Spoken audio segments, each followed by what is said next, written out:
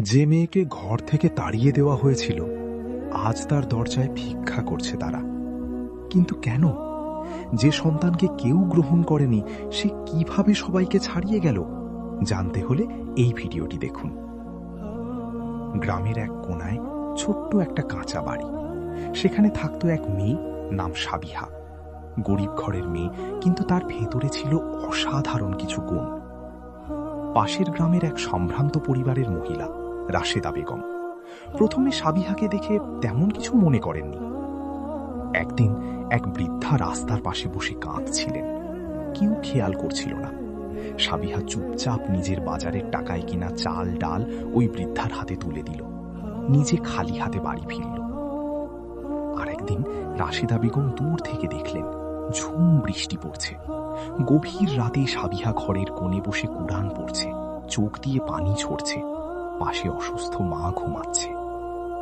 আরো একটা জিনিস তাকে নাড়িয়ে দিল, সাবিহা কখনো নিজের কষ্ট কাউকে বলে না।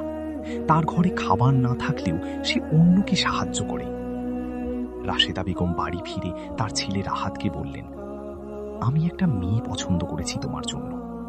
রাহাত অবাক, গরিব ঘরের মেয়ে আমাদের সঙ্গে মানাবে? মা হালকা হেসে বললেন, সবকিছু টাকা দিয়ে মাপা যায় না। তবু সমাজের কথা ভেবে তিনি এমন কিছু শর্ত দিলেন যা পূরণ করা প্রায় অসম্ভব। সাবিহার বাবার কাছে প্রস্তাব গেল। শর্ত শুনে তার মাথা ঘিরে গেল। এত টাকা, গয়না, সব খরচ তাদেরই দিতে হবে। সাবিহা বলল, আমি এই বিয়ে করব না। যেখানে আমাকে বিক্রি হতে হবে সেখানে আমি যাব না। কিন্তু তার মা কাঁদতে কাঁদতে বললেন, মা, এই ঘরে তুমি কতদিন কষ্ট করবে? ওরা বড় লোক, সেখানে গেলে অন্তত সুখে থাকবে। বাবা চুপ করেছিলেন, চোখে পানি। শেষ পর্যন্ত বিয়ে হয়ে গেল। বিয়ের দিন ছিল জমকালো। আলো, মানুষ, সাজ সবকিছুই ছিল চোখ ধাঁধানো। কিন্তু এই আলোর নিচে চাপা পড়েছিল এক মনের কষ্ট। সাবিহা নতুন বাড়িতে এলো। বড় দালান, চাকচিক্যে ভরা। প্রথম কয়েকদিন সবকিছু স্বপ্নের মতো লাগছিল, কিন্তু সময় বদলাতে দেরি হলো না। ধীরে ধীরে শুরু হলো অপমান। এটা কি রান্না করেছ? গরিব ঘরের মেয়েদের এটাই সমস্যা। প্রতিটা কথা সূচের মতো বিততে লাগলো সাবিহার মনে। রাহাতও বদলে গেল। মা তো ভুল কিছু বলে না। তোমাকে নিয়ে বাইরে গেলে কখনো কখনো লজ্জা লাগে। এই কথাগুলো তার বুক ভেঙে দিল। 1 বছর পর সাবিহা জানতে পারল সে মা হতে চলেছে। তার মনে একটু আলো জ্বলে উঠল। সে ভাবল এই সন্তান সব বদলে দেবে। সে আরো বেশি নামাজ পড়তে লাগলো, কুরআন তিলাওয়াত করত, দোয়া করত। হে আল্লাহ, আমার সন্তানের জন্য সব সহজ করে দিন। অবশেষে সেই দিন এলো। হাসপাতালে সন্তান জন্ম নিল।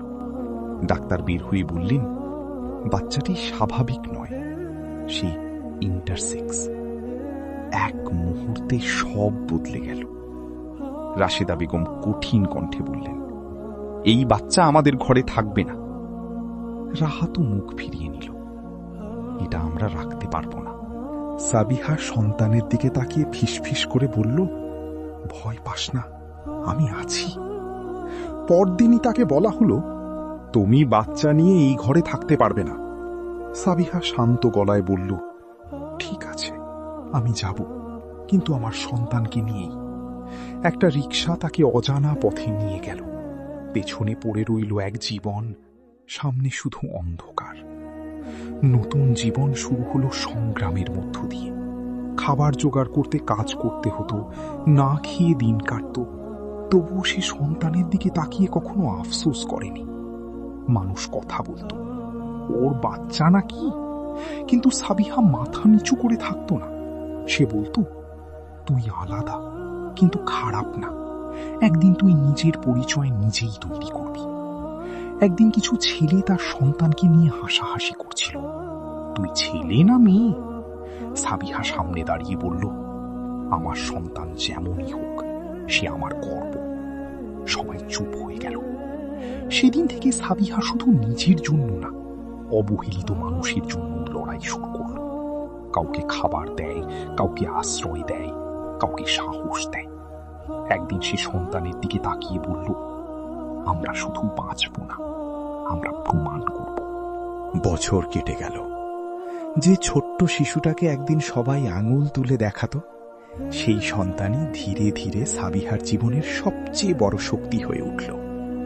সাবিহা তার সন্তানের নাম রাখল নূর। সে বলতো, মানুষ তোকে কি বলে সেটা বড় কথা না, আল্লাহ তোকে কি বানাতে চান সেটাই আসল। ছোট্ট নূর খুব শান্ত স্বভাবের ছিল। অন্য বাচ্চারা খেলতো, দৌড়াতো, হাসতো, কিন্তু নূর একটু চুপচাপ থাকত, কারণ সে বুঝতে শিখে গিয়েছিল মানুষ তাকে অন্য চোখে দেখে। মাদ্রাসায় গেলে কেউ ফিস ফিস করত, ওই যে নাকি ছেলে না মেয়ে ঠিক না। শুরুতে নূর কাঁদত। বাড়ি ফিরে সাবিহার কোলে মুখ লুকিয়ে বলতো, আম্মু, আমি কি খারাপ? সাবিহা শক্ত করে তাকে জড়িয়ে ধরত। না বাবা, মানুষ না বুঝলে সেটা তাদের অন্ধত্ব। আল্লাহ ভুল কিছু সৃষ্টি করেন না। এই কথাগুলোই নূরের বুকের ভেতর সাহস হয়ে জমতে লাগল। দারিদ্র তখনও তাদের পিছু ছাড়েনি। সাবিহা মানুষের বাড়িতে সেলাই করত, কখনো বাচ্চাদের কুরআন পড়াতো, কখনো অসুস্থ বৃদ্ধদের দেখাশোনা করত। নিজের কষ্ট ভুলে গিয়ে সে অন্যের পাশে দাঁড়াত। গ্রামের মানুষ ধীরে ধীরে বদলাতে শুরু করল, কারণ তারা দেখল যে মেয়েটাকে একদিন অপমান করে বের করে দেওয়া হয়েছিল, সেই মেয়েটাই সবার বিপদে আগে ছুটে আসে। এক রাতে গ্রামের এক বৃদ্ধ অসুস্থ হয়ে পড়লেন। ঝড় বৃষ্টির রাত, কেউ বের হলো না। সাবিহা নিজের ওড়না মাথায় জড়িয়ে নূরকে নিয়ে দৌড়ে গেল। সারা রাত সেবা করল। পরদিন বৃদ্ধ লোকটা কাঁদতে কাঁদতে বললেন, মা, তুই গরিব না, তোর মনটাই সবচেয়ে ধনী।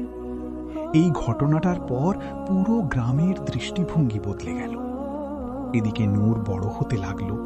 পড়াশোনায় অসাধারণ মেধা ছিল তার। মানুষের কষ্ট খুব দ্রুত বুঝতে পারত, কারণ সে নিজে কষ্ট দেখেছে।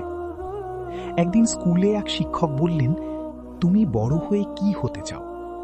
সবাই ডাক্তার, ইঞ্জিনিয়ার বলল। নূর শান্ত গলায় বলল, আমি এমন মানুষ হতে চাই যাকে দেখে কেউ নিজেকে ছোট মনে না করে। পুরো ক্লাস চুপ হয়ে গিয়েছিল। শিক্ষকের চোখ ভিজে উঠল। বছরের পর বছর কেটে গেল। নূর এখন তরুণ, শিক্ষিত, আত্মবিশ্বাসী, মার্জিত একজন মানুষ। সাবিহার সব কষ্ট যেন ধীরে ধীরে আলোর দিকে যেতে লাগলো। মানুষ এখন দূর দূর থেকে আসে। কারো চিকিৎসার সাহায্য দরকার, কারো খাবার দরকার, কারো সাহস দরকার। সাবিহা আর নূর কাউকে ফিরিয়ে দিত না। একদিন গ্রামের বাইরে বিশাল এক ইসলামিক সেন্টার তৈরি হলো, এতিম, অসহায় আর সমাজে অবহেলিত মানুষের জন্য। সেই প্রতিষ্ঠানের প্রধান হিসেবে যাকে দাঁড় করানো হলো, সে আর কেউ না, নূর। উদ্বোধনের দিন মানুষ ভিড় করেছিল। স্টেজে দাঁড়িয়ে নূর বলল, যাদের সমাজ অবহেলা করে, আল্লাহ অনেক সময় তাদের মাধ্যমেই মানুষকে শিক্ষা দেন। সামনের সারিতে বসে সাবিহা চুপচাপ কাঁদছিল। তার চোখে আজ দুঃখের পানি না, গর্বের পানি। ঠিক তখনই ভিড়ের পেছনে কয়েকটা পরিচিত মুখ দেখা গেল। রাশেদা বেগম, রাহাত আর তাদের পরিবারের মানুষ। সময় তাদের বদলে দিয়েছে। ব্যবসা শেষ, সম্পদ নেই, মান সম্মানও হারিয়ে গেছে। রাশেদা বেগম কাঁপা হাতে সামনে এগিয়ে এলেন। চোখ দিয়ে পানি ঝরছে। তিনি সাবিহার সামনে দাঁড়িয়ে ফিস ফিস করে বললেন, আমাদের ক্ষমা করে দাও। চারপাশ নিস্তব্ধ হয়ে গেল। রাহাত মাথা নিচু করে দাঁড়িয়েছিল।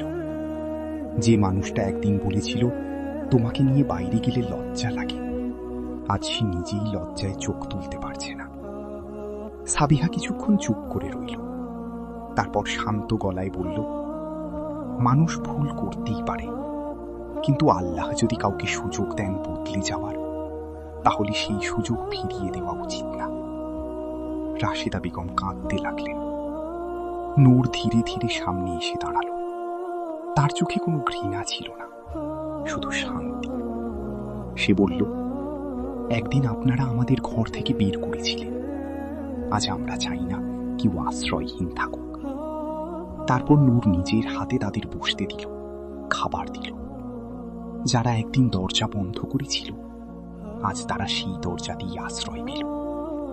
সেদিন গ্রামের মানুষ একটা জিনিস বুঝেছিল, অপমান মানুষকে শেষ করে না, যদি তার ভরসা আল্লাহ।